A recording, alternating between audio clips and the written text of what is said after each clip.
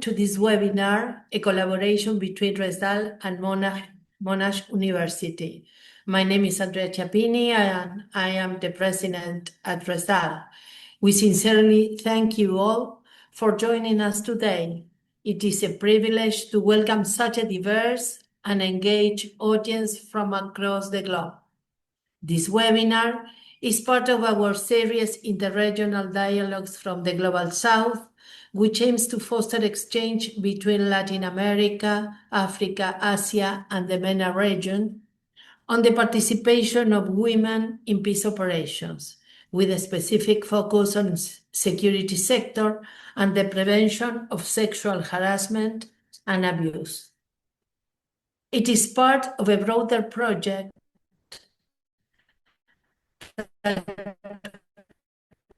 we are developing funding initiative. We are sincerely grateful to their support. I would like to extend a special thank you to the institutions participating today with their esteemed panelists. We are delighted that you are joining us in this space, and we appreciate your willingness to accept our invitation.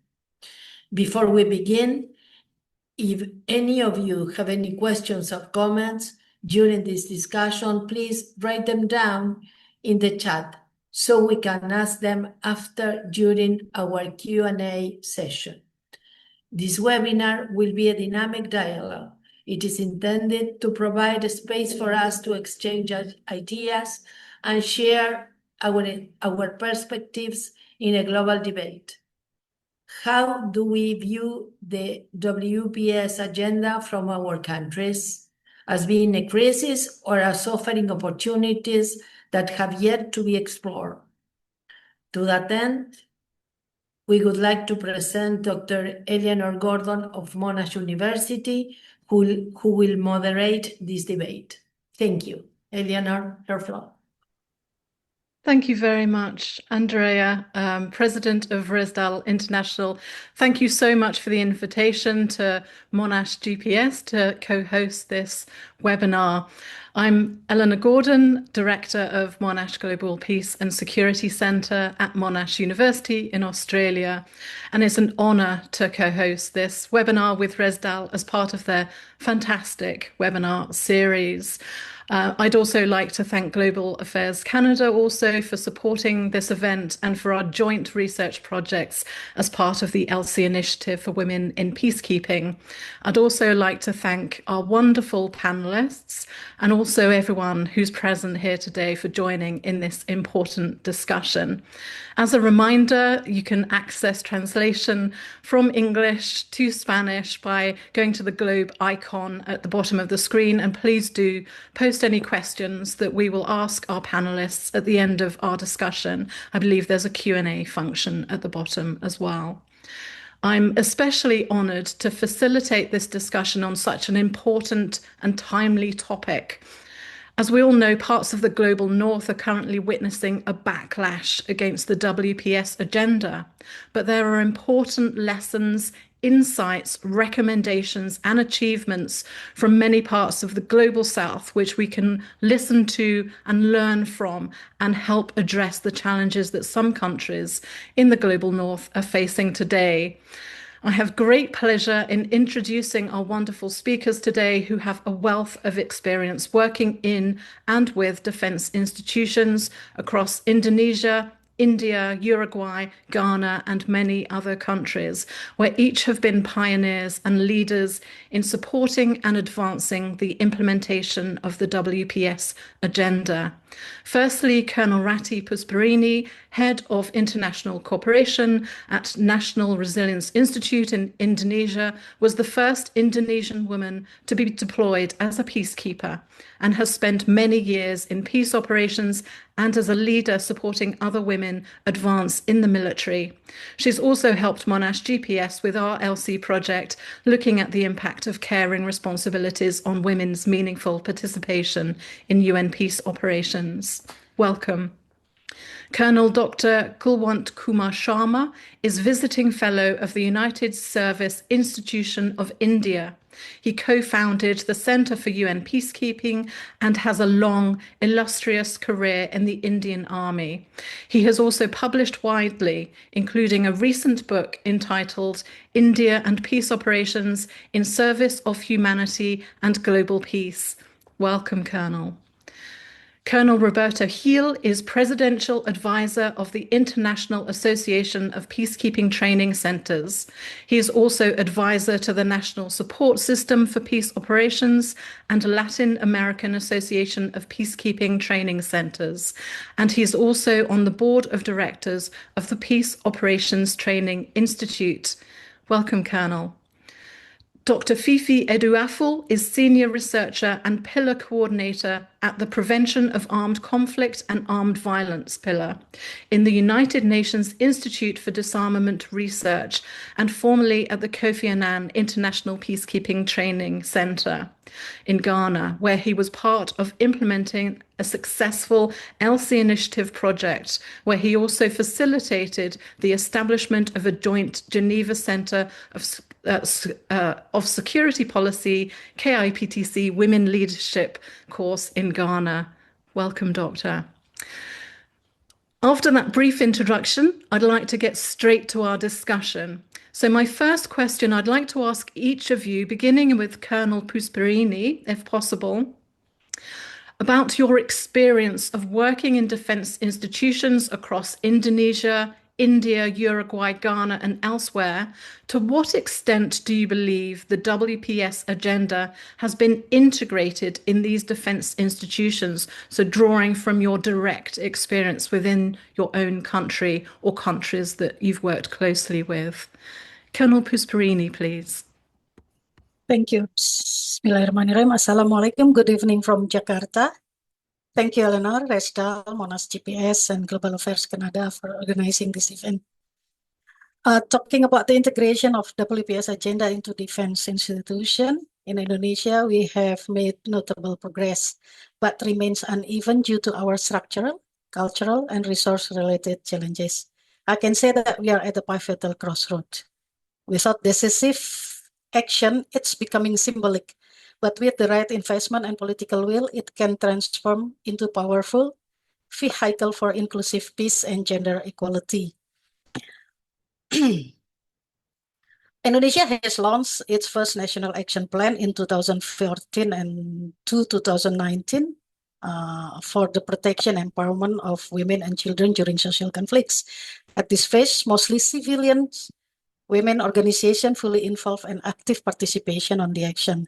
The second NAP 2020 to 2025 built on this, aiming to mainstream WPS principles across government institutions, including defense. We cover the conflict prevention, peacekeeping, and security development. Talking about the WPS agenda into defense institution, we can say that our women in peacekeeping is underscore Indonesia commitment for gender-sensitive defense policies.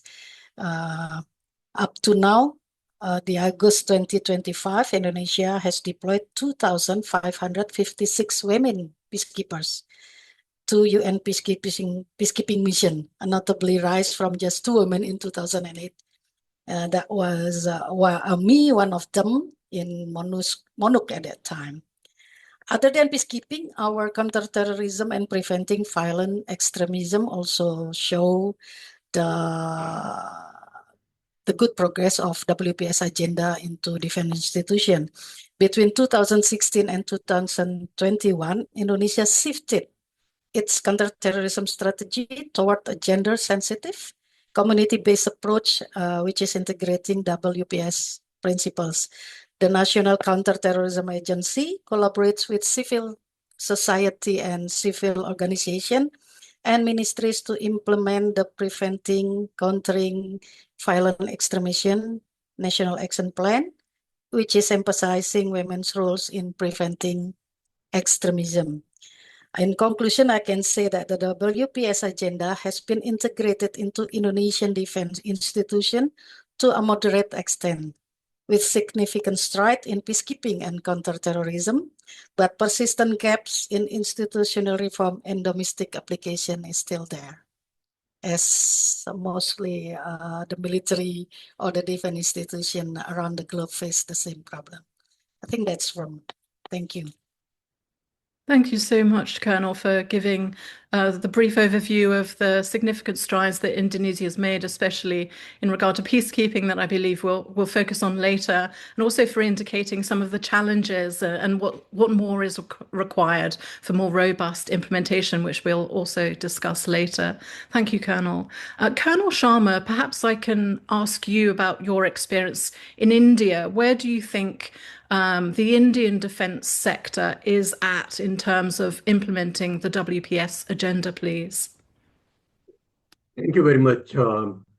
Greetings of the day. At the outset, my sincere thanks to Marcela, Lisa, and RESDAL staff for inviting me to participate in this important discussion and be a part of such an erudite panel. Thanks, Dr. Gordon, for introduction. Coming on to the question, India actively promotes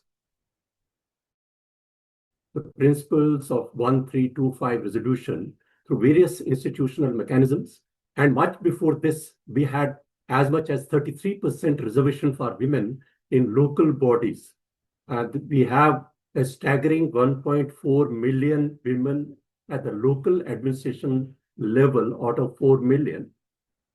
India has also taken giant strides as far as induction and training of women in the armed as well as central police forces are concerned. I believe that we have made tremendous effort to integrate WPS agenda into our defense institutions.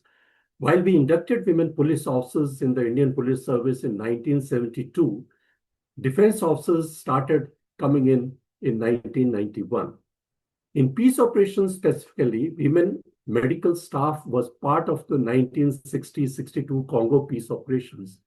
We have contributed women staff and experts in the field since 2005 and deployed an all-women found police unit to Liberia in 2007, which became a role model for many other countries. In 2019, India deployed a female engagement team to the UN mission in DRC and one in Abai. Since 2020, we have women officers commanding various units, and women officers are inducted now in almost all supporting arms and services. It was, of course, we were taking one step at a time. While the police had enlisted women constables since 1932, India inducted the first enlisted women soldiers only in May 2021. So that is where we actually lagged. And in August 2022, first woman cadet passed out from the Premium National Defense Academy. Yes, we still have a long way to catch up, but integration of WPS agenda is in the right direction. Thank you. That's wonderful, Colonel. Thank you so much. A similar story, significant strides, and I know India's made some particular strides very recently, but some more challenges to go, which I hope we will have time to discuss shortly. Colonel Heel, please, perhaps drawing from your multi-country experience, or if you want to focus just on Uruguay, how do you think the WPS agenda has been integrated into defense institutions in the Global South specifically? Thank you very much, Eleanor, and good day to all participants. Can you hear me well? Good. Okay, the integration of the Women, Peace and Security agenda in defense institutions has advanced significantly in several Latin American countries. In the case of Uruguay, notable steps have been made to include the WPS agenda into its defense institutions. And some tangible advances include, for example, the Ministry of National Defense created the Women, Peace and Security Observatory as an academic space to highlight the role of women in defense and security, generate information, and promote a gender-based approach. The Elsie project, being a joint initiative with UN Women and Uruguayan Agency for International Cooperation, incessantly works to increase women's participation in peace operations. Numerous training and awareness activities, such as seminars for all armed forces members, address gender issues and peace missions deployment. Regarding the structural and institutional support, some financial support measures have been implemented, especially for women deployed in peacekeeping missions when they are mothers of young children. Studies on gender barriers, such as lack of information, deployment criteria, and negative perceptions, are also being updated.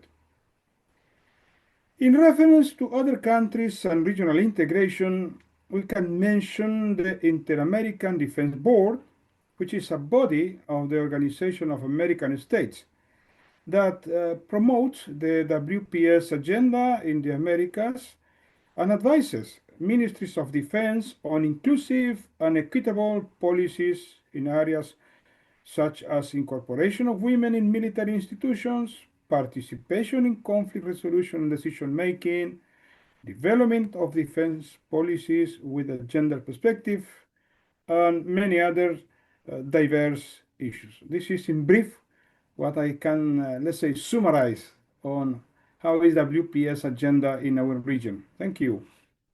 Wonderful. Thank you so much, Colonel. And I appreciate you all condensing a huge amount of information into a very short space. Thank you.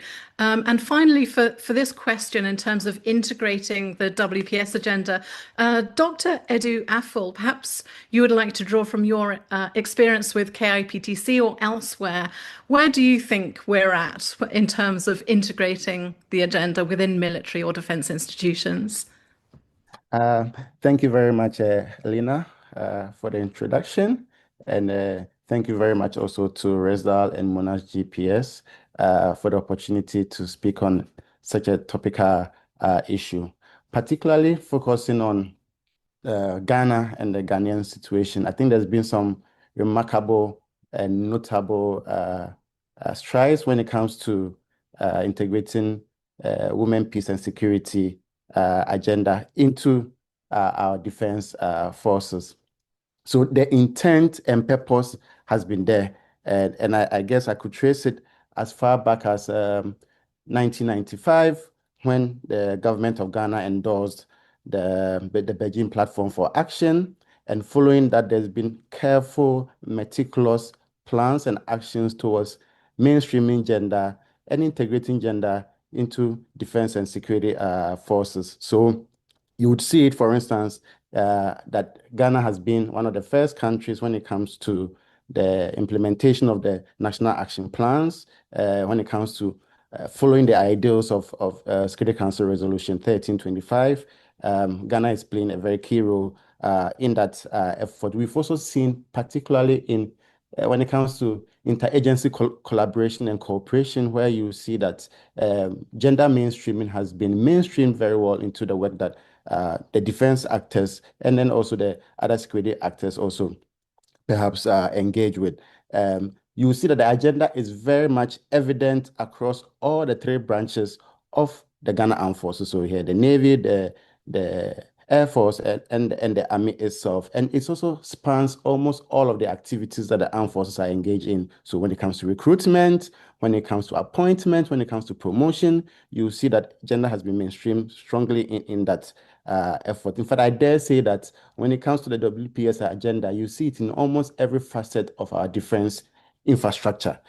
When you look at it in terms of the political, the strategic, the operational, and also the tactical, you actually will know that you will see that Ghana has tried as much as possible to sort of mainstream gender in that effort. Let me just maybe focus strongly on the Ghana Armed Forces, for instance. The demonstration of our interest in sort of mainstreaming the WPS could be seen particularly in the Chief of Defense Staff being the first to appoint a gender advisor at a very senior level. So you had a senior level appointment of a gender advisor that advises the chief of defense staff. We didn't have that 2 decades ago. We have that now. So for me, that is progress. You see commitment at the very top of the military circles, where you have the senior management having cadres, trainings that actually mainstream gender in that effort. And we've seen that also translate into, for instance, the appointment of gender advisors, and then also the gender focal persons at various services, battalions, and departments in there. Legally, you also see that we've done some work in terms of mainstreaming action. So for instance, we have a gender policy. You've seen the development also of the sexual harassment policy, and you see some changes, commitment to some changes within our legal framework to help change the narrative around gender mainstreaming. We've also seen, for instance, when it comes to the inclusion of women in leadership roles, we've seen that increasing extensively in senior leadership positions. We have some more female colonels. We are having now more female brigadier generals in that regard for me, which is a plus. When it comes to peacekeeping deployment, we know Ghana has been one of the most advanced countries when it comes to the deployment of peacekeeping. We see that also demonstrating in the where Ghana consistently continue to deploy more and more women within peacekeeping missions. And then maybe the last but one thing I would say has to do with the training and capacity building, where you see, for instance, that gender sensitive training actually is conducted at various levels of the Ghana Armed Forces. And these are plans to sort of integrate gender into some of the things that we do. And then maybe lastly, I will talk about male collaborators. For a very traditional sense, in terms of the way our military is structured, the one way that the Ghana Armed Forces, for instance, had made progress is to moot the idea of having male collaborators. So from the very top, you have a lot of male collaborators who have bought into the WPS agenda, and you've seen them in terms of the way they engage, and you've seen them opening more doors and channels for more women to be integrated into the armed forces. And for me, that has been the most important aspects in terms of this agenda for the WPS. And I think I would say that there's been a lot of progress for the Ghana Armed Forces in that regard. That's fantastic. Thank you so much, Dr. Edu Afful. You've led very nicely into the next question that I'd like to ask, and that's on successes. So I would like, again, starting with you, Dr. Edu Afful, and then Colonel Heel, perhaps to reflect on some of the achievements. How were they made? So many of you spoke to new structures or increasing the representation of women, addressing barriers to women's participation, such as addressing sexual harassment and violence, also addressing gender norms. But maybe both of you can think of a specific example and how significant success was achieved in the countries you worked in the Ghanaian Armed Forces, for example, Dr. Edu Afful, or elsewhere, Uruguay and other countries in the Global South, Colonel Heel. Firstly, Dr. Edu Afful, please. So, I think there's a lot of successes that we can actually point to when it comes to the WPS agenda within the Ghana Armed Forces. I think that was one of the reasons why the Elsie Initiative started with countries like Ghana, because obviously we are one of the very good countries that had demonstrated our ability to bring more and more women into the Ghana Armed Forces. But I would say that in terms of success, the very first one I will perhaps highlight on has to do with the deliberate gender inclusion deployment targets. So there's a concerted effort that is heavily instituted within the Ghana Armed Forces when it comes to the increase of women numbers within mission environment, giving them improved roles, just not going as administrative or medical support, but giving them, for instance, combat and leadership positions within the armed forces. And we've seen in most of the missions that Ghana is participating in, either with the UNISFA or with MONUSCO, or also in Lebanon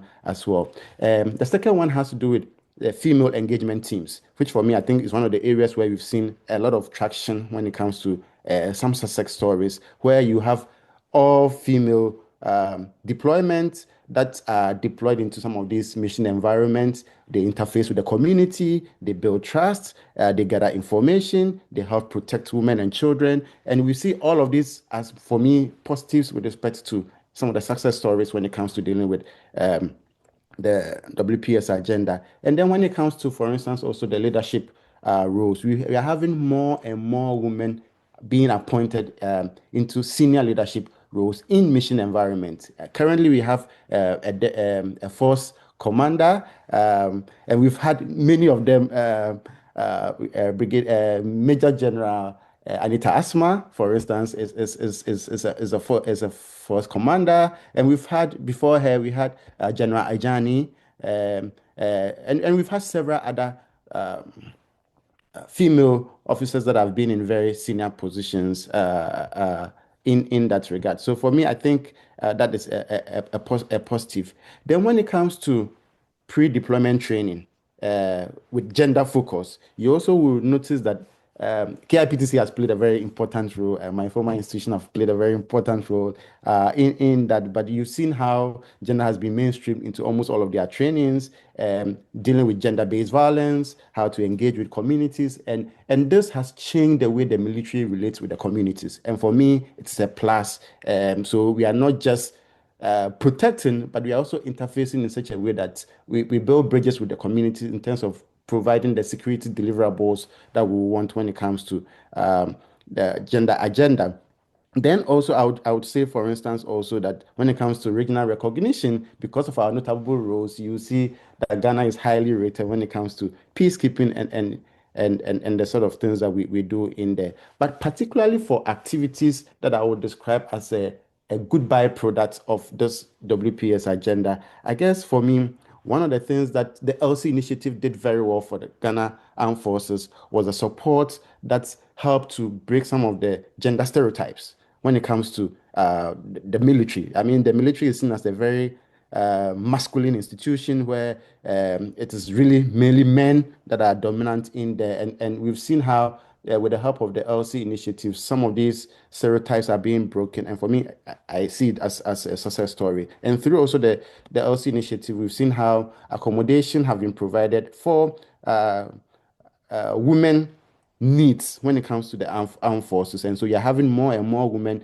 being open to join the armed forces because the environment is more friendlier to their needs and they are encouraged to join. I already touched on the gender policy, and so I will not spend time on that, but maybe on the gender-related courses of the Ghana Armed Forces. Like I said, we are seeing increasingly that, I mean, if you look at some of the earlier missions that Ghana was engaged in, there were a lot of issues to do with sexual exploitation and abuse. There were a lot of issues to do with gender-related violence in some of these missions. But as a result of consistent training and as a result of capacity building, increasingly we have less of these cases being reported in missions that Ghana has been engaged in because now it has become like it's been integrated well into the Ghana Armed Forces structure when it comes to their operations and building their capacity. So for me, I think these are a number of the success stories that you can touch on when you look at the WPS agenda and where it's taking us in there. And it can only get better for me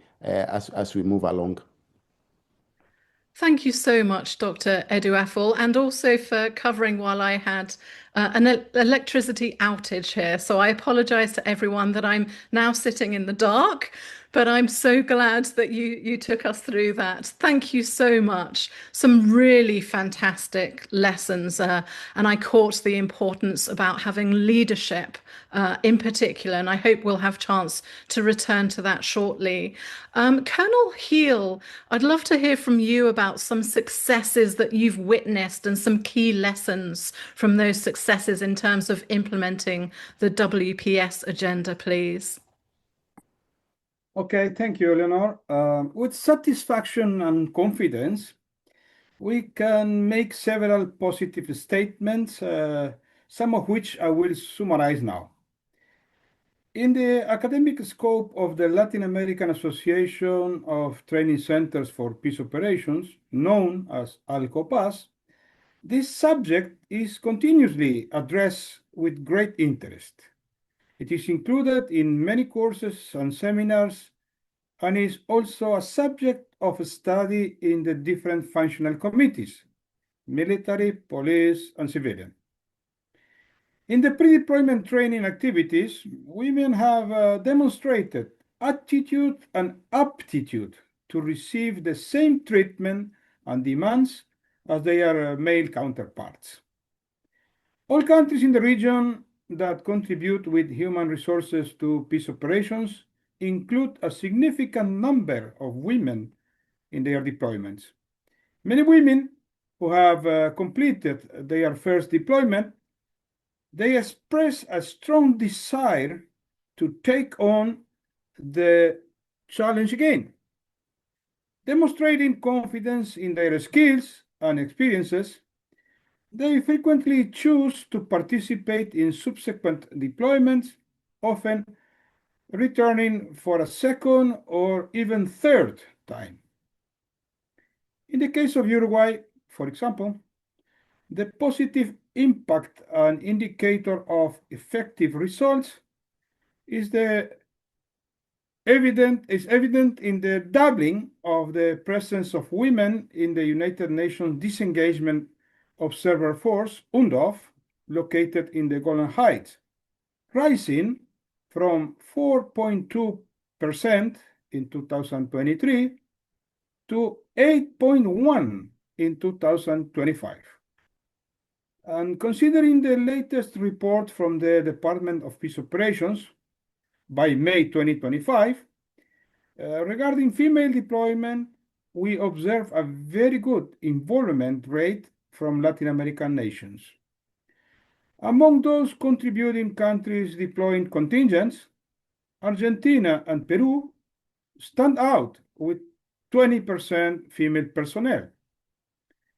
Considering other nations providing individual contributions, Chile and Mexico have a rate of 40%, while Brazil and Paraguay reach 20%. More or less, this is an X-ray of the situation in our region, not paying so close attention to my own country.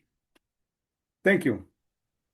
Thank you so much, Colonel Heel. That's really fantastic. I think we've had a really excellent overview of the successes that there have been in terms of instituting structures, policies, programs to support implementation of the WPS, particularly noting the importance of women's meaningful participation, their leadership, as well as champions that Dr. Edel mentioned earlier. And I'd like to reiterate that every participant present is a champion and a leader, and has significantly impacted the extent to which the WPS agenda has been implemented in their own defence institutions. Thank you.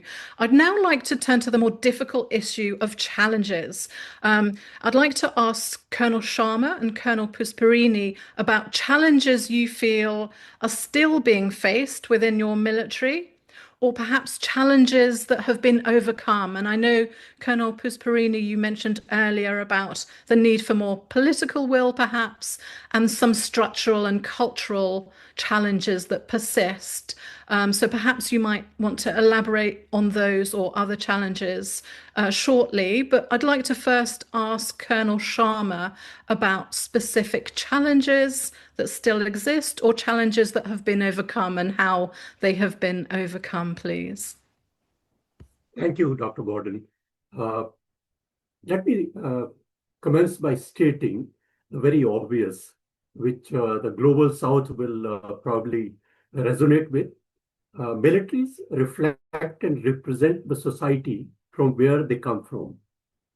India has a very complex cultural context and religious ethos.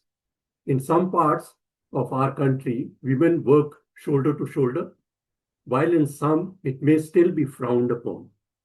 Same probably will be the case in most countries in the Global South, as most of us shook off our colonial past only after the Second World War, and it takes time for societies to build. Challenges are evident from the UN Women Report of the last week, that even after 15 years of its work, it reported that 25% countries are experiencing a backlash against the women's rights. So that has come out in the report itself. I would say that absence of a national action plan on WPS hinders the systematic integration of WPS principles into military doctrine and planning. Many countries, almost 100 plus countries, have already executed the National Action Plan on WPS. Another challenge is the deep-rooted gender biases and resistance from within the ranks. The belief that women compromise unit cohesion persists.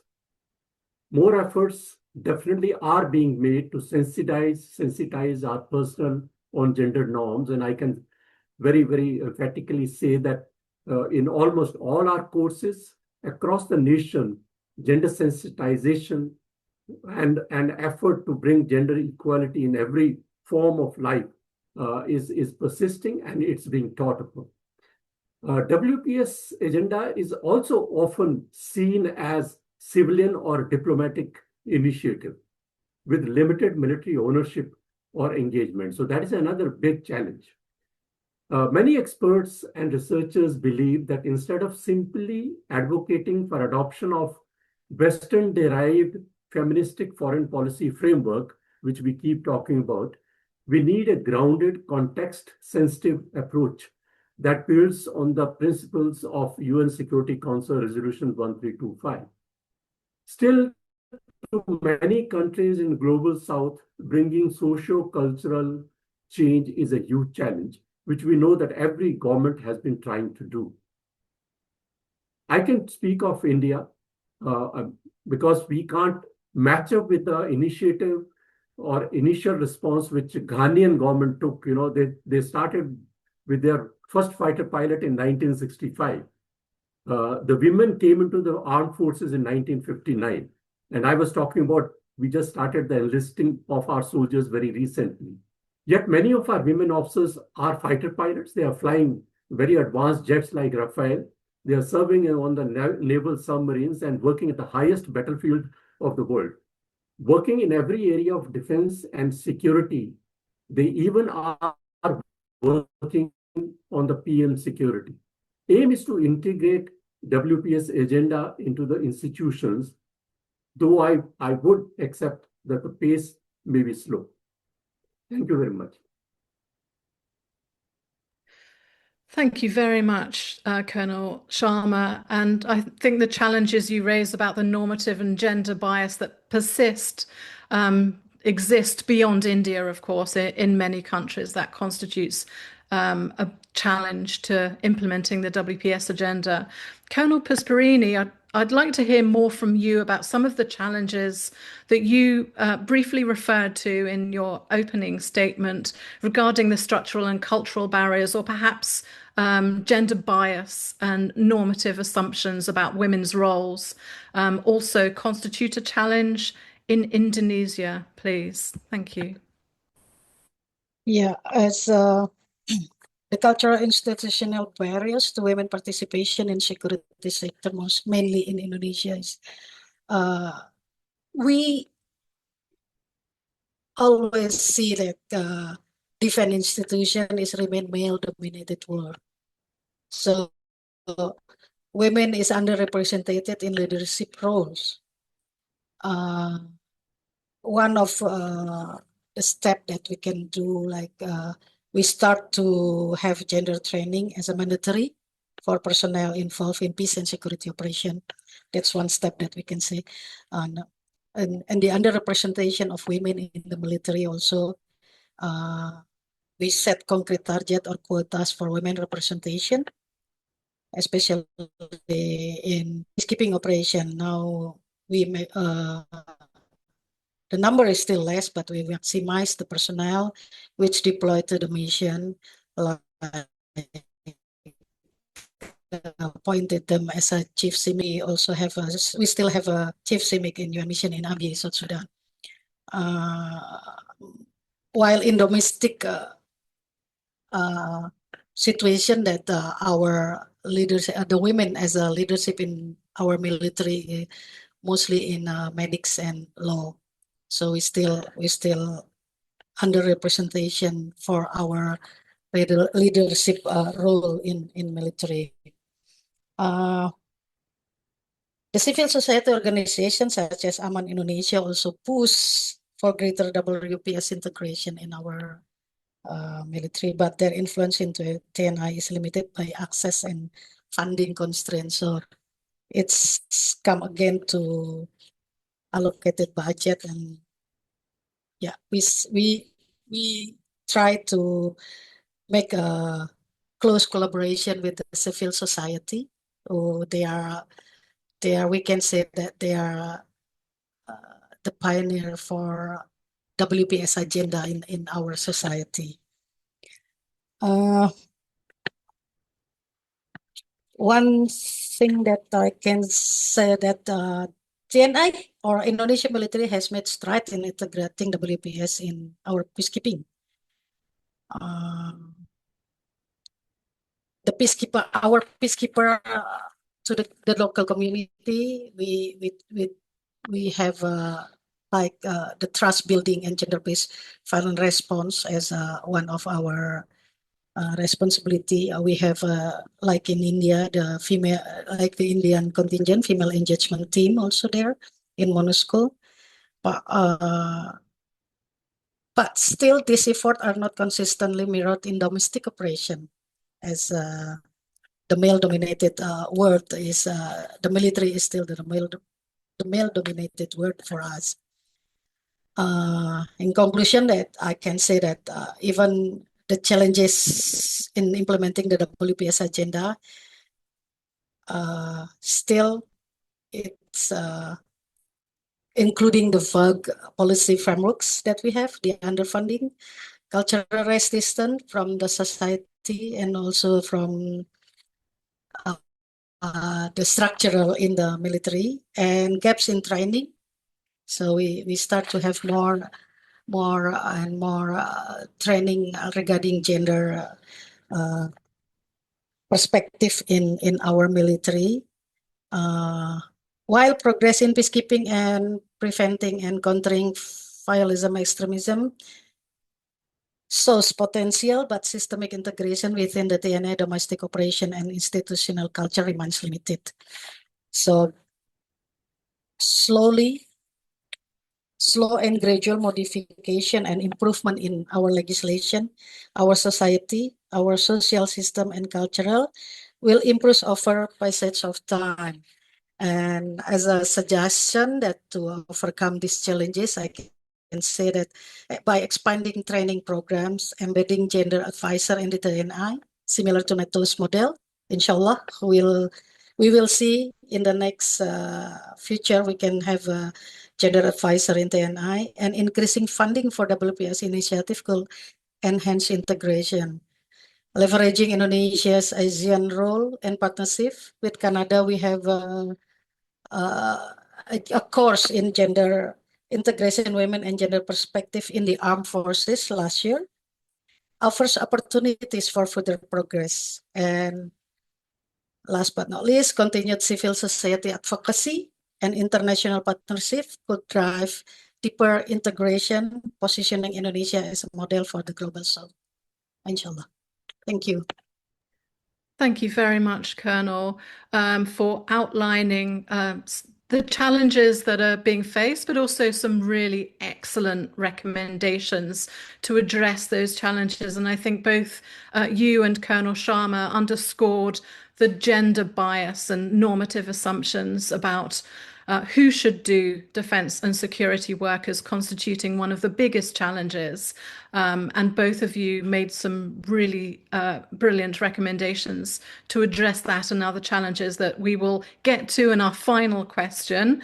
But to briefly reiterate, Colonel Sharma, the really important recommendation of the need for a grounded, context-specific approach to WPS implementation. And both of you underscored the importance of training, gender training, having leaders, again, going back to Dr. Edu Affol's recommendation earlier, having funding, allocating a specific budget for WPS implementation, building relationship and utilizing the strength of civil society. Colonel Pusparini is your excellent recommendation there.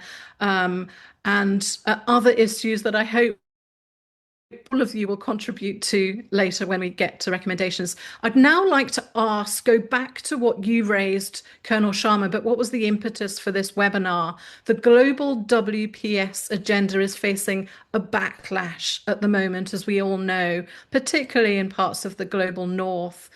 Do you think this is signaling a time for change? Does the WPS agenda need to be revisited? Or is this the time that we now commit more firmly to the principles underlining the WPS agenda? I'd like to ask each of you very briefly to respond to that question, if you don't mind, so we can spend longer on the most important question that I will ask you, and that's recommendations to address the challenges that we're facing. So perhaps firstly, Colonel Sharma, if you don't mind, what's happening at the moment in terms of the WPS agenda? Does it need to be reinvented, or do we need to more firmly commit to implementing it and recognizing the principles underpinning it remain as important as ever? Thank you, Colonel Sharma. Yeah, I suppose we don't have to reinvent it, but we have to recommit ourselves onto that. And there is no doubt that the agenda has receded in some parts of global north, perhaps because of the reasons well known. Their preoccupation with other serious issues like ongoing conflicts, expected increase in defense spending in European Union, right-wing agenda somewhere trade and tariff wars have preceded everything else, immigration problems, etc. But when we look at the positive side, I personally feel that the current discourse around backlash in parts of the global north can also be interpreted as a sign of sustained engagement and ongoing relevance of 1325, even if that engagement is contentious.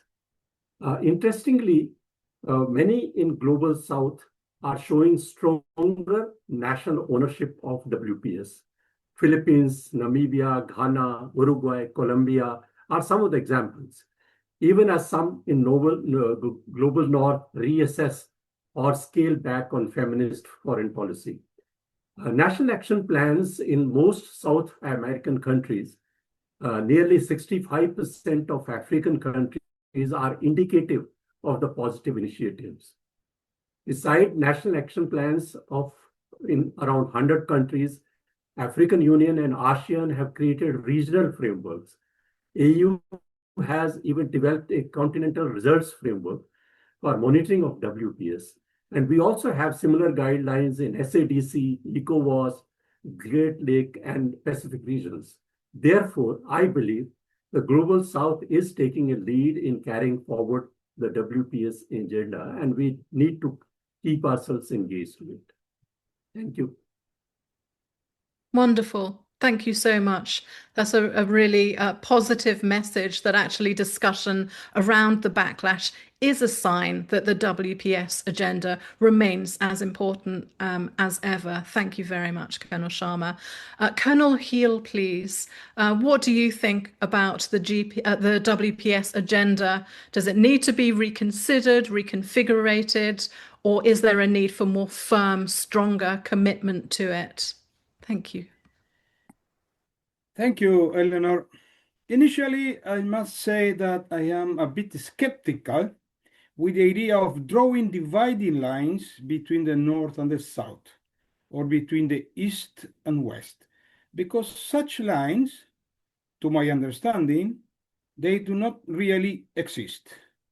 Anyway, I can outline some concepts by considering the areas and their participants. The WPS agenda driven by the UN Resolution 1325 has been fundamental in recognizing women's role as agents of peace rather than merely as victims of conflict. However, its implementation faces global challenges. In the global north, criticisms have emerged that point to the possible instrumentalization of the agenda. Some argue that its implementation has been aligned with liberal feminist perspectives, focusing mainly in the symbolic representation of women without generating substantive changes or deep transformations in defense and security sectors. These disapprovals have led to tensions and questions that could affect the adoption of the agenda in other regions of the world. In the global south, our south, there is no direct evidence of generalized institutional setbacks, but there are perceived risks, such as dependence on external funding, since many WPS programs are pending international cooperation, which makes them vulnerable to political changes in the north. Another one is lack of local ownership. It's another risk, being visible that in some contexts, the agenda is perceived as imported from outside, which limits its legitimacy and reliability. Finally, volatile security context, considering that in regions affected by armed conflict or dictatorships, defense priorities may relegate gender approaches. In spite of these challenges, there are signs of resilience. Various states, organizations, and local communities continue to promote the WPS agenda from more intersectional approaches adapted to their realities. This is, in a few sentences, my opinion. Thank you. Wonderful. Thank you so much, Colonel Heel, also for reminding us of the importance of an intersectional approach and to avoid binaries between the global north and global south, absolutely. But I continue to look forward to lessons from elsewhere. I think some of us in the global north would benefit from. Thank you so much, Colonel. Dr. Edu Affel, what do you think about the WPS agenda and the current challenges it faces? Do we need to more robustly engage with it, or do we need to rethink the agenda? Thank you. Thank you very much. I mean, I shudder to say when I hear, for instance, that the WPS is no more relevant and we need to just discard it off. I think the fact that we are even having that conversation tells you how important the subject is. I don't think WPS is over. I don't think it is finished. I think there's more to come in terms of dealing with the issue going forward. I mean, the backlash will be there. And also, perhaps the backlash is there because obviously the agenda appears to be overly securitized, right? So, and also politicized in a way. And it's become like more of the fact that we just have to tick some boxes. And so it is kind of lost steam with a lot of the proponent or a lot of people who believe in the agenda. So we need to, for me, we need to rechange course. We need to have some level of renewal. We don't need to retreat, but we need to sort of re-strategize and reorganize the agenda to engage with the current trends and also with the current challenges that we are confronted with globally. And so for me, it's more of a change of course and reinvestment rather than just throwing away the whole agenda. So for me, WPS is still relevant. Obviously, if you look at the current conflict that is happening, whether you're looking at it in terms of Gaza or you're looking at it in terms of Ukraine or Abyei, the principles of agenda are still relevant. And for me, that is where we need to be able to draw in, well, maybe in terms of re-strategizing and repositioning. Perhaps I think this should give us a point where we have the opportunity to repoliticize the WPS agenda at the Security Council, right at the Security Council, for it to cascade down to member states and to countries and through the militaries and all that. We need to go back to the pillars of the WPS agenda. If you're talking about participation, how do we broaden participation? Do we move the conversation of participation from the elite level to the grassroots level? For me, these are the points that we need to perhaps engage with so that it becomes more and more I mean, people tend to buy into it when you look at it in that sense. The second one for me is we need to push beyond the numbers. I see the fixation with numbers when it comes to the WPS agenda. Yes, participation is good. Meaningful participation is what we strive for, and not just the symbolic one. So we need to be very, I don't know the word to use, but we need to sort of move in that regard. Intentional, yes, that's the word. We need to be very intentional when it comes to the different outcomes in there. And I think we also need to, and this will be my last point, we need to reconnect the WPS agenda to other struggles to make it relevant. So we need to look at it in terms of the climate justice, racial equity, economic justice, so that we look at all of these different points so that at the end of the day, we can connect to all of these things. For me, this is the only way we could let or continue to get the principles of the agenda to remain relevant with different actors in there. And once we are able to do that, I'm sure we'll be able to make a lot of progress, and the backlash would sort of go down a little bit.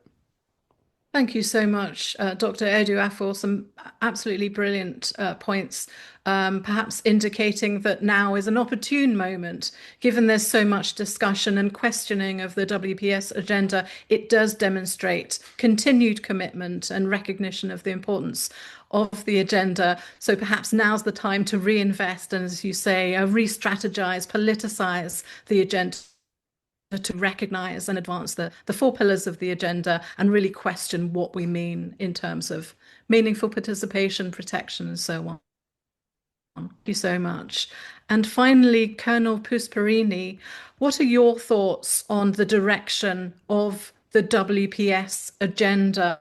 We need to reinvest, change direction, or is now the time for more commitment to the principles that underpin?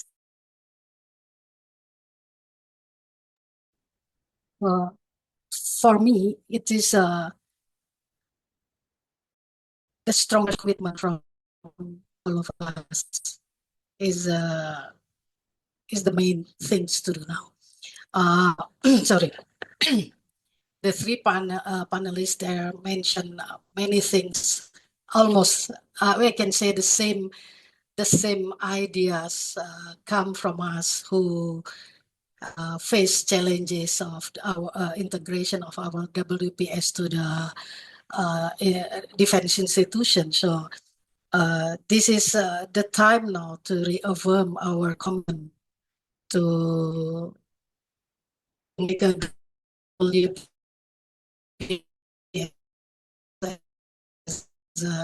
as a agenda. It is really a work harder to especially with the less budget, though, almost everywhere the efficiency. So the international aid also which we use as a source of introducing a gender perspective. Now is time for us to start to use our resources wisely and see that's this WPS with commitment with the regional work together to see how far we can do with this. All the 3 panelists mentioned we should do this, we should do that, and still, in my opinion, civil society synergies is the main, like what we are doing now. The active dialogue highlight the civil society role in pushing Indonesia military and other groups in Indonesia, but also other nation in global south can do the same. I think that's from me. Wonderful. Thank you so much, Colonel.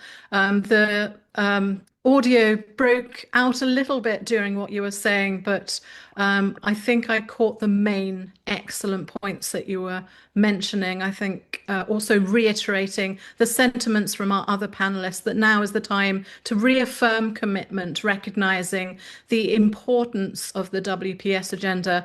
In fact, now's the time we need to work harder, smarter, and work together with each other in different countries, but also, as you highlighted, with civil society and other stakeholders.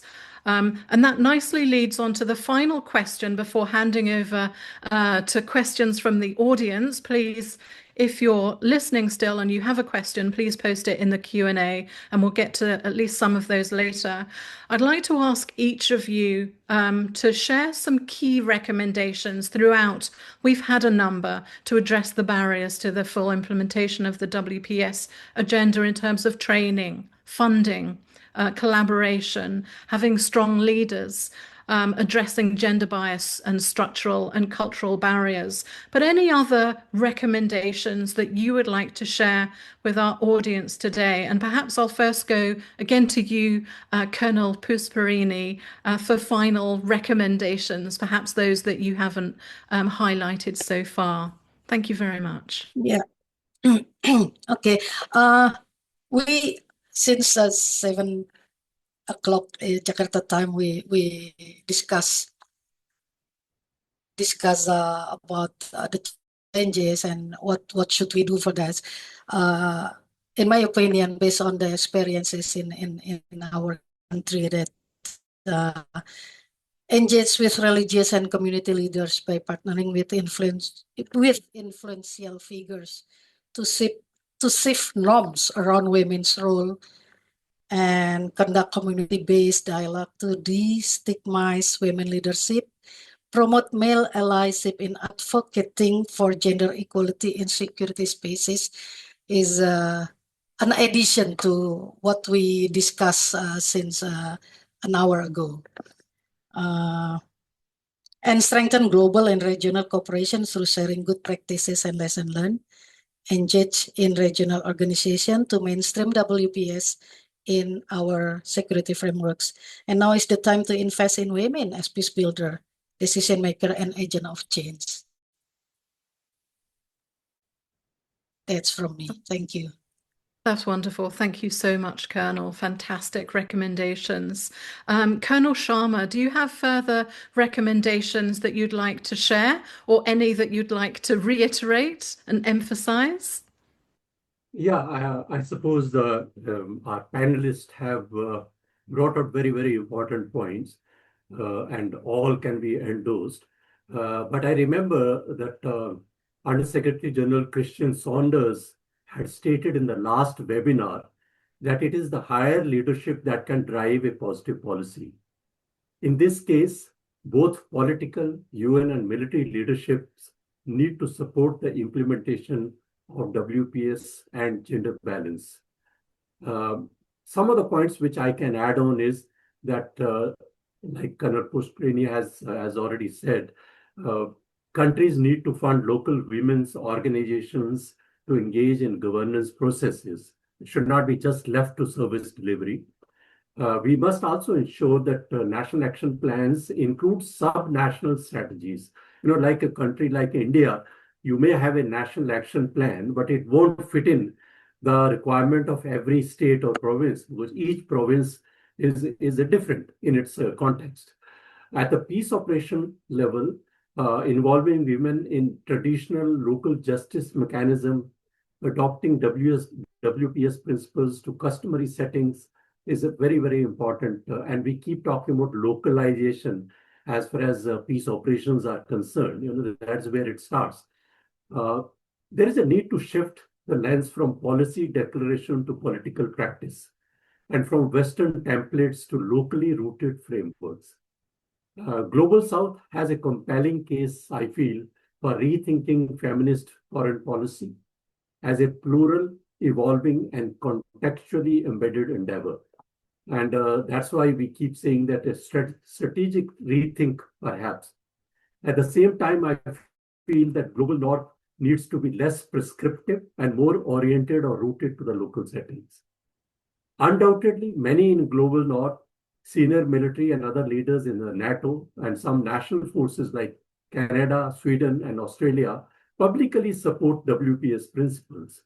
Hence, the backlash is not widespread, and there is a strong possibility to continue the journey forward, like Dr. Eduaful has said. So these are some of the recommendations, and whatever we have been discussing, I think if they all are implemented, we can continue this journey very, very successful. Thank you. Thank you very much, Colonel Sharma. Excellent recommendations, and also caution about the discussion of the backlash. Many countries, including across the global north, are fully committed to the WPS agenda, and perhaps even more so since has been recent challenges to it. Dr. Eduaful, do you have any final recommendations? You've given many throughout, but any that you'd like to emphasize, or any further recommendations for implementation of the WPS agenda, please? Thank you very much. And when I was reflecting on the recommendation, I think there's been a lot of recommendations in the past. So I was thinking of what perhaps we could do differently. And I tend to group the recommendations into like two groups. The very first one being like a general kind of recommendation, and then also the second one being maybe specific lessons and recommendations from the global south to the global north in terms of how we could be partners when it comes to dealing with the WPS agenda. Particularly for the general recommendations, I think I've touched on some of them already, how we could sort of prioritize meaningful participation over token inclusion. And then also, I also touched on, for instance, how we could localize the agenda, elevate it to a point where leadership transcends to the grassroots when it comes to dealing with the agenda, and provide funding for that kind of support, and create the space for that to happen. I also touched on the fact that we needed to reconnect the WPS to broader justice struggles. And I think that for me is also important. Perhaps the new one that I will add to this conversation is how to improve accountability and tracking. How do we link the WPS commitment to budget allocation, procurement policies, performance metrics, and within our defense and security institutions? I mean, within all of these programs, all of these activities, how are we measuring them? Where is the change? Where is the theory of change? What is happening within this space? We need to be able to track and be able to independently verify and monitor these changes to be able to see where there are gaps to fill.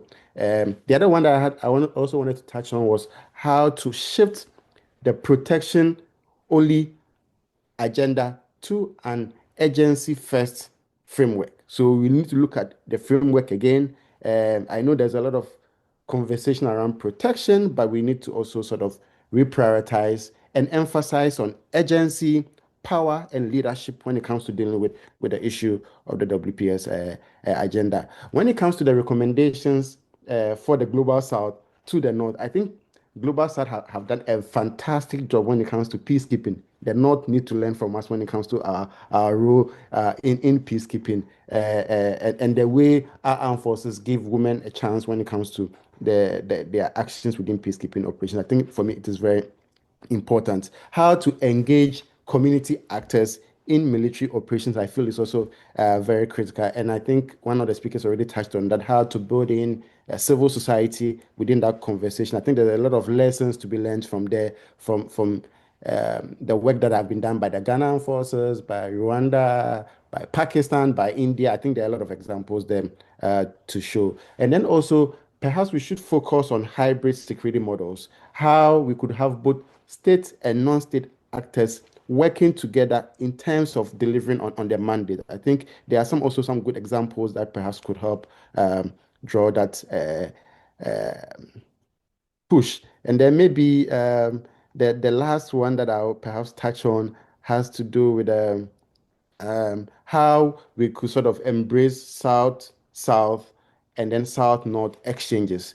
I see the Elsie Initiative as one of the important point, or one of the important support that has been given from the north to the south, particularly in helping to mainstream gender, but also creating the space for women to excel within the defense sector.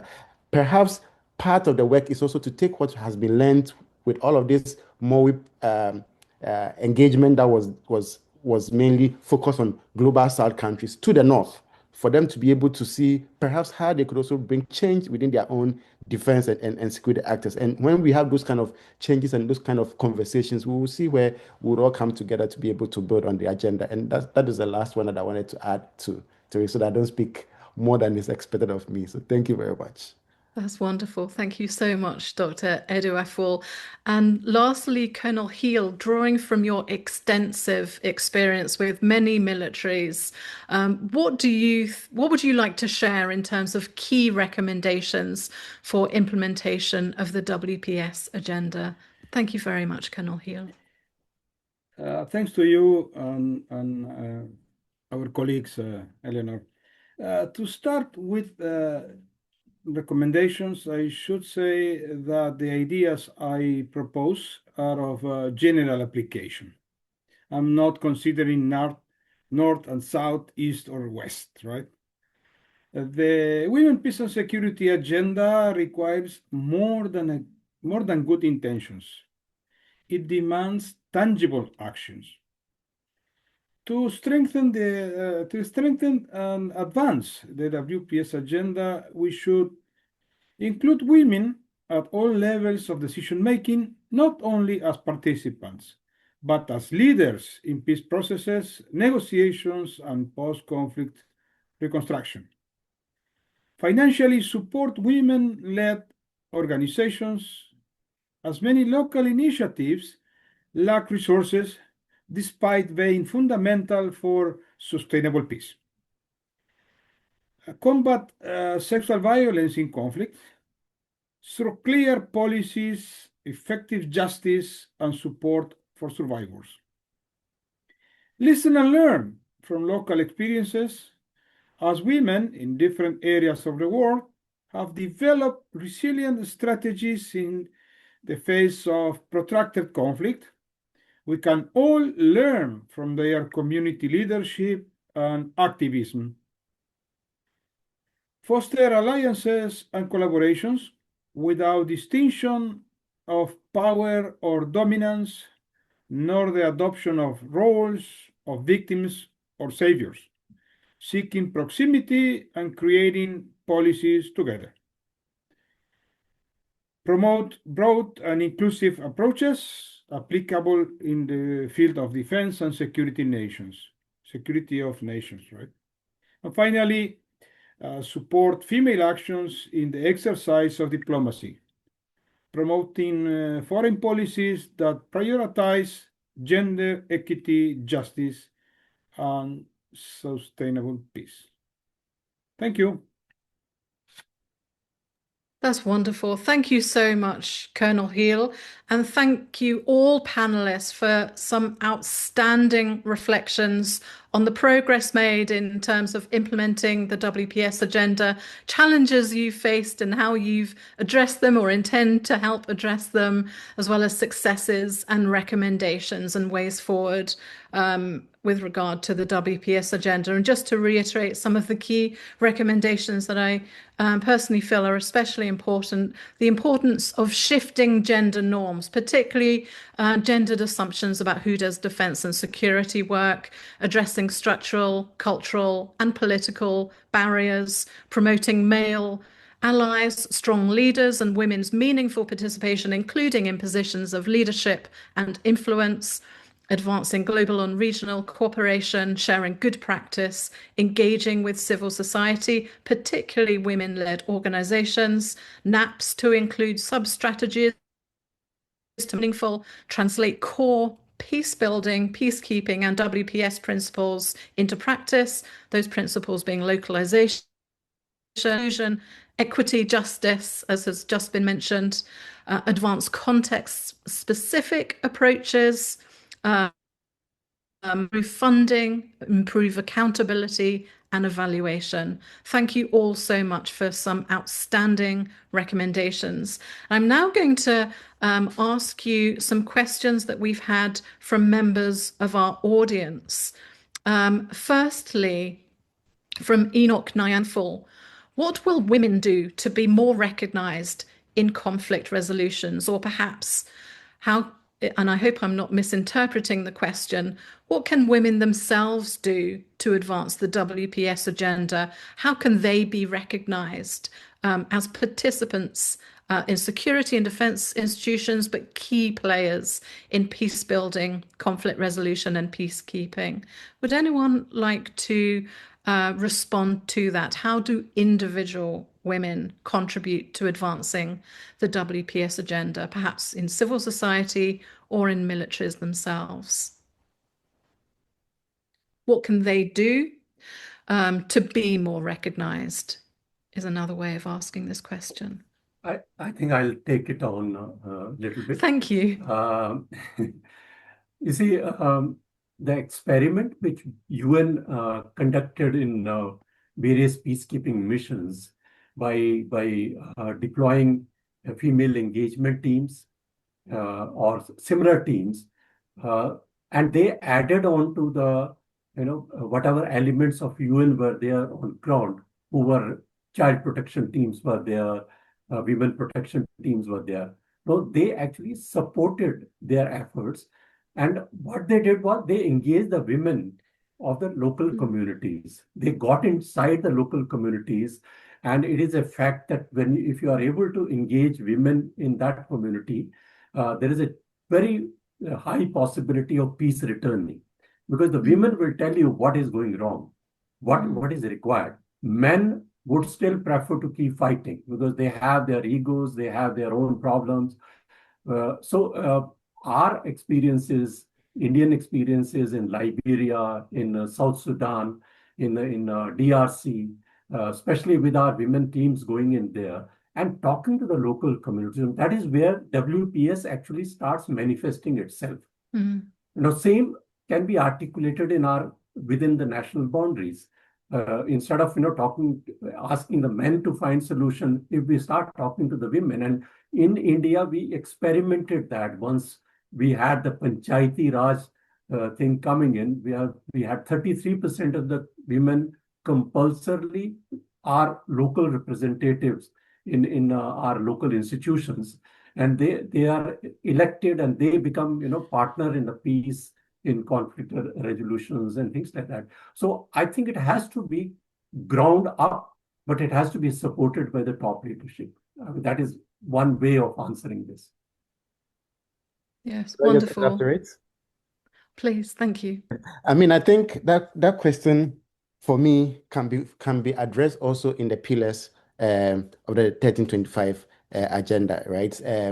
I believe that we can ask a lot from women if the men create the space, because already the space is skewed towards women. So we cannot have a skewed environment and still be demanding from women a lot to be done in that regard. So we need to create a balanced space and be able to get both men and demand from the women all the things that we sort of asking for. And for me, that goes to the conversation around the participation, around protection, because if the woman is not secured, she cannot function within that environment. So we need to be able to understand that the things that we are asking for from the women really is drawn in the different pillars of the Security Council Resolution 1325. And so if you're able to implement it well, and the men create that enabling space for women to be able to thrive, then women will go ahead and deliver as we expect from them. Yeah. Wonderful. Thank you both so much. Unless Colonel Hill or Colonel Pusparini would like to address that question as well, I suggest we move on. We've got two more equally important questions and we're already 20 minutes over time. So for the sake of time, I will ask the next question, which is very important. And the final question is about protection. So the next question: what do you think are some of the reasons why the WPS agenda is facing criticism? And we've already questioned the extent to which it is facing criticism or a backlash. but we think are some of the reasons. If anyone would like to answer that, please.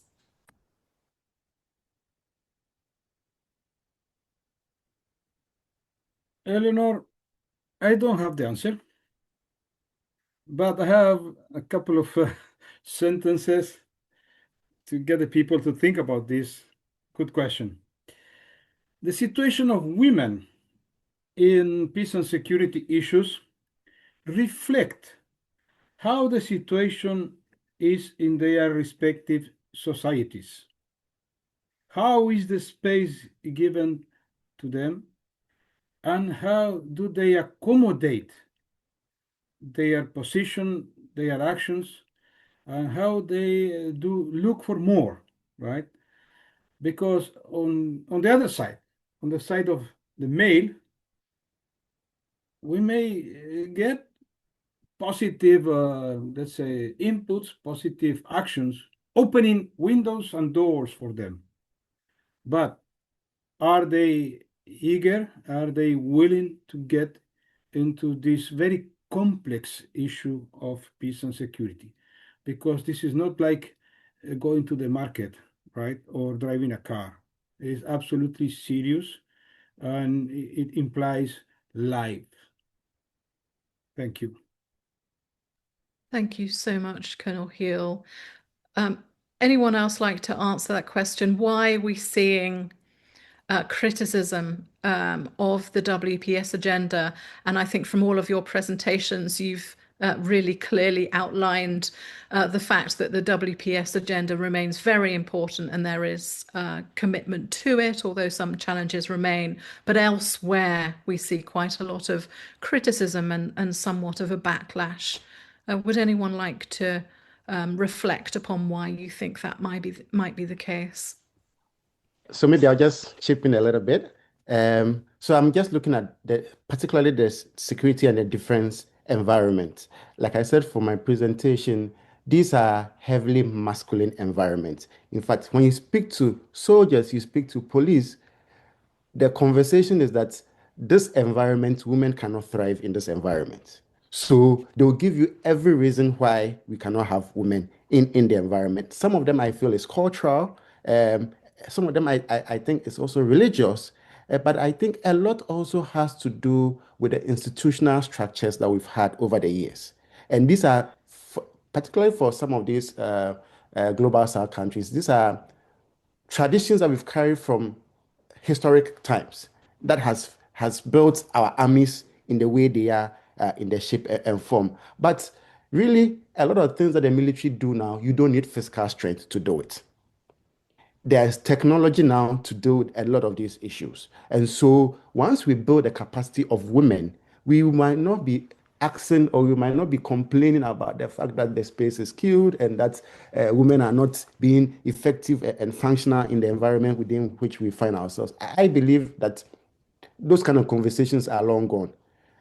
We need to create the environment. Technology, thankfully, technology is there to help us now.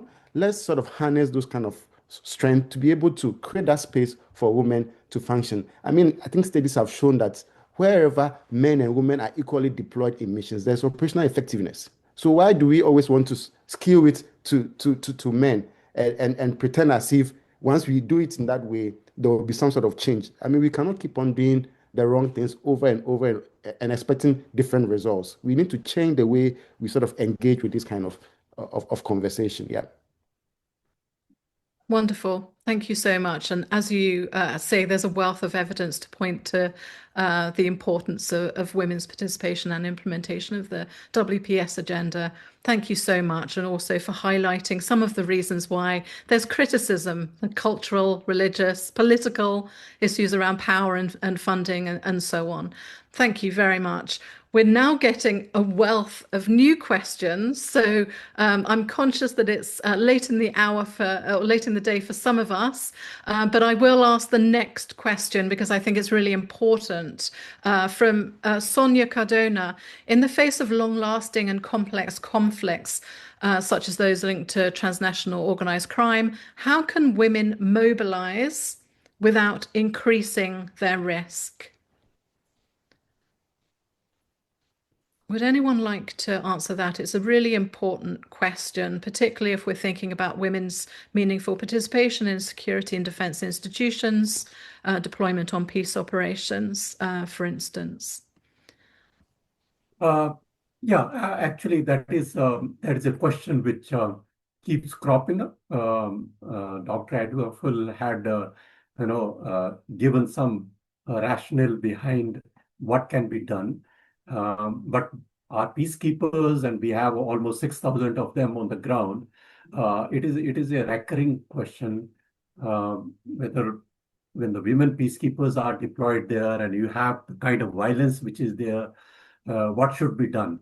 I don't agree with this concept that we should give protection to all those teams and then only they can work. I think we have to empower them to be able to protect themselves because they are as much a soldier as any other soldier. That is one part of it. Transnational crime, I think they target, obviously they are targeting the women and outlying communities which are vulnerable, and that is where protection of civilian as a concept, since 1999 we have been discussing it. How far successful? I think jury is still out. But UN peacekeeping operations or the forces which are deployed there, they try their best. We have seen that happening. But how can women be integrated into this security setup where they don't feel threatened by all the transnational criminal or crimes or whatever is happening?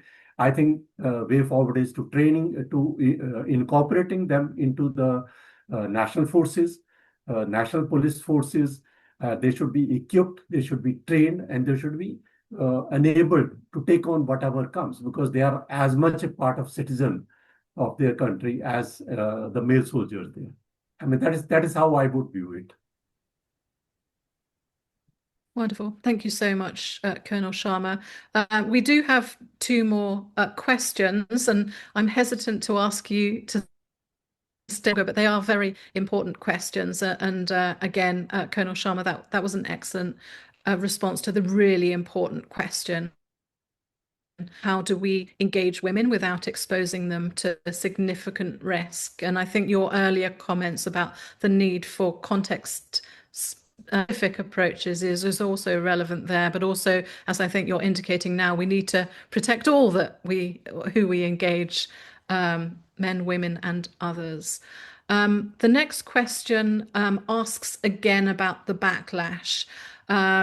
I don't know who asked it, I'm afraid, so I apologize to the person who's asking it. They would like to hear your thoughts on how efforts to institutionalize the WPS agenda within national government initiatives or policies can be advanced in countries, particularly in South Asia, where even advocating for WPS faces significant backlash. This includes the challenges faced by activists due to the sensitivity of the topic. Would anyone like to share their recommendations? It also speaks to protection and risk. Any reflections or recommendations?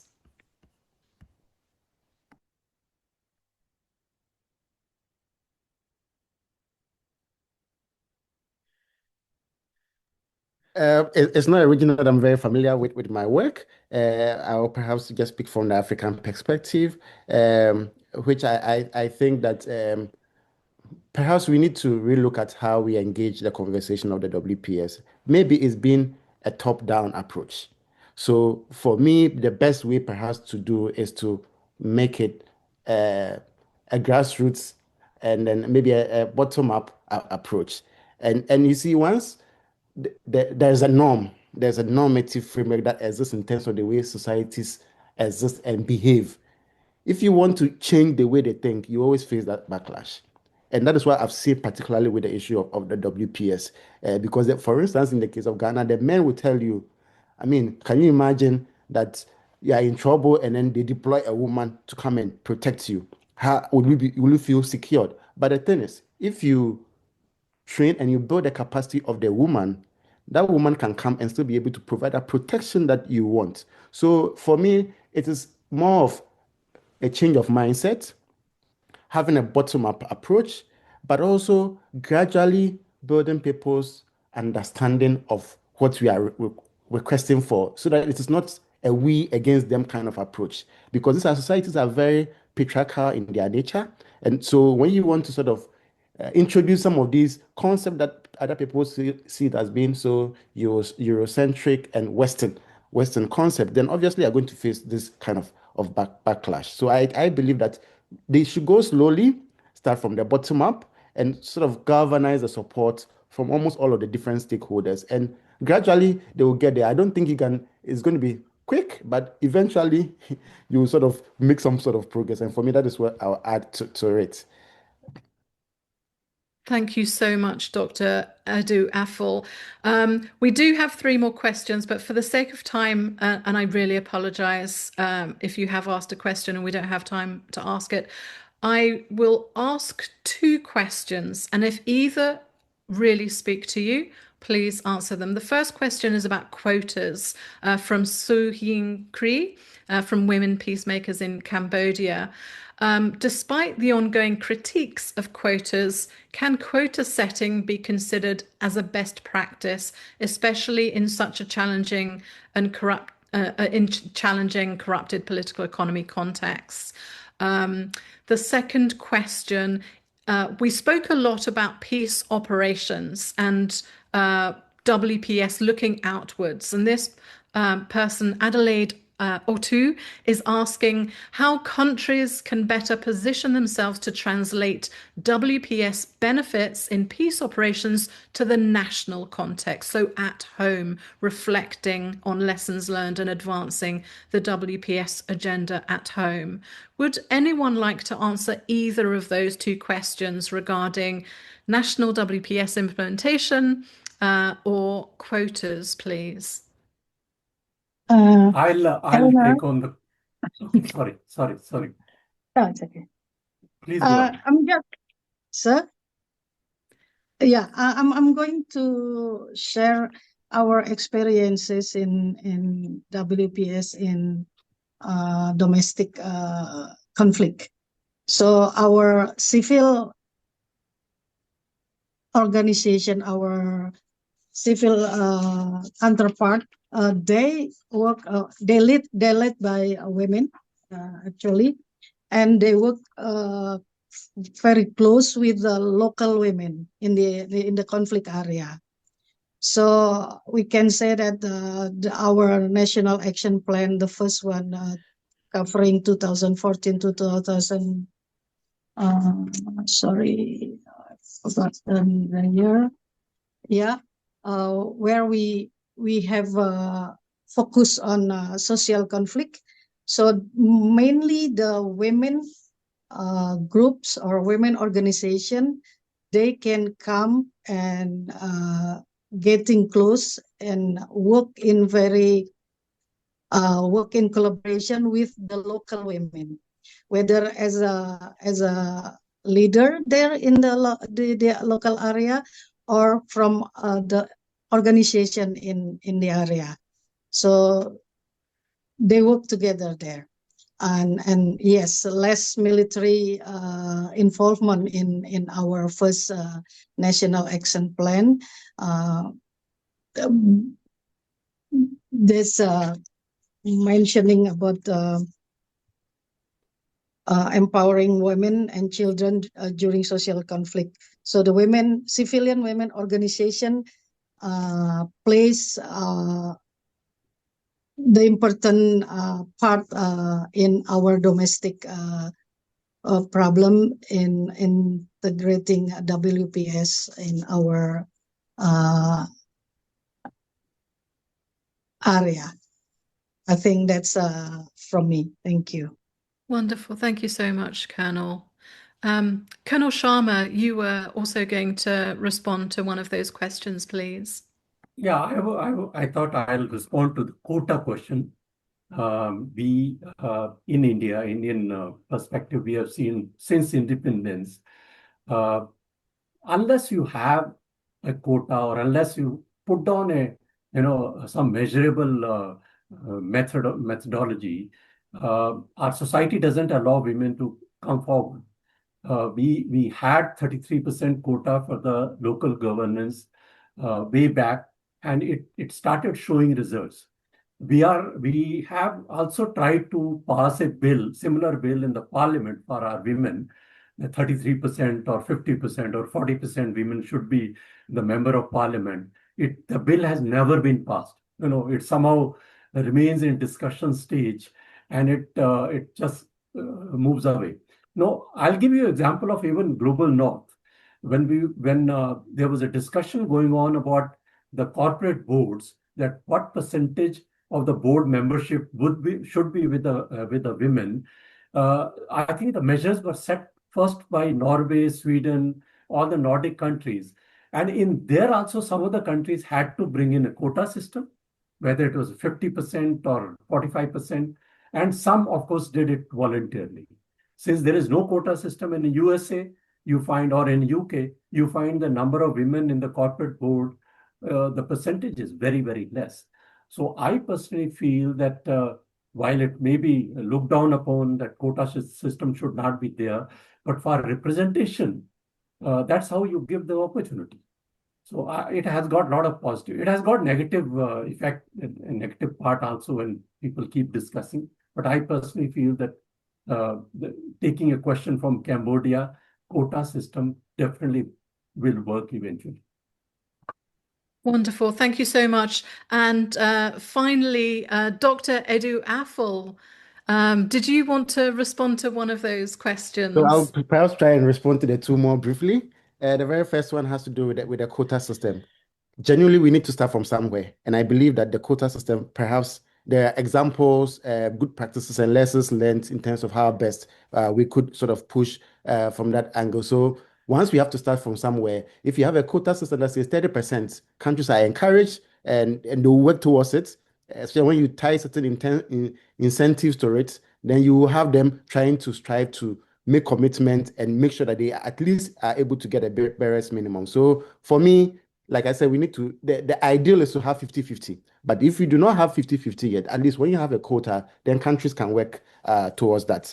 With respect to how we could build some of these WPS experiences back home, I think it's very, very important. One thing I've seen with most of these true contributing countries is that they do fantastic work within mission environment. When they come home, they leave everything that they did in the mission environment and they don't plow back into their countries. And for me, that is where the problem lies. So we need to look at the values, the norms, and the experiences that they gather from this peacekeeping environment. And then also look at their home context, right? How best the structures could allow them to plow some of these things back home. So you have to look at the legal frameworks that are back home. I mean, a very good example is my own country, Ghana. I mean, we deploy women to go on international peacekeeping missions to partake in a number of activities. But when we are having local deployments, women do not function in any of those local deployments. And we give all the excuses why we don't want to deploy women in the local context, but we are prepared to deploy women in the international context. But I think it's more cultural, it's more institutional. So we need to change all of these mindsets to be able to do these kind of things, and also be able to create that environment and space for our peacekeepers to plow back the experiences, the values, and the norms that they've learned in the mission environment back home. Because for me, that is only when you have sustainability and you have the change that you are sort of seeking to sort of engage with. And that is my little contribution. That's wonderful. Brilliant. Thank you so much, Dr. Edu Affle. And Colonel Hill, did I see that you wanted to respond to either one of those questions? What I have are some comments regarding the success of WPS that we have experienced here in our country. You know, when we have good news, we have to show them. We have to bring them in the news. So a few examples of this is about what we do here in Uruguay. For example, we do bring media and reporters to be present while training in ongoing activities in the country where female personnel are participating and performing very well. and feeling satisfaction for being realized with their goodwill.